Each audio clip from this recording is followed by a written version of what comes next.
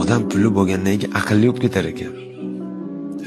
Haligi bir tiyinga qimmat akalar ham tekda o'rtoqlarimizni ko'ramiz, qo'liga pul tushgandan keyin inson sabrli bo'lish keraklarga o'tib olar ekan.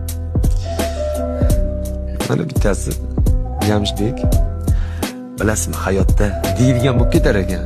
O'zi deydigan odam yo'q. Endi pulda o'sha juda nozik narsa bu ham. Haligi o'z ehtiyojingizdan tortib to hamma narsalar joy-joyiga qo'yib olib, pul odamni har xilda yaxshilikka ishlatsangiz yaxshi, yomonlikka ishlatsangiz yomon. Qimor o'ynasangiz yoki boshqa narsalar ko'p-u. Xo'p. U o'ziga qarab tortadi.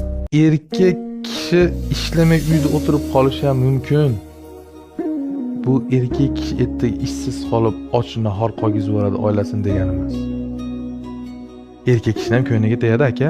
Haligi ha deb o'zimni oppoq ko'rsatib, ularga yoqaman demay, men haqiqatni aytaman. Erkak kishi qiynalyapti. Ha, ayol kishi qiyinchiligida oldida turmasdan, ertaga zo'r bo'lib ketgandan keyin oldida turish kerak emas aka.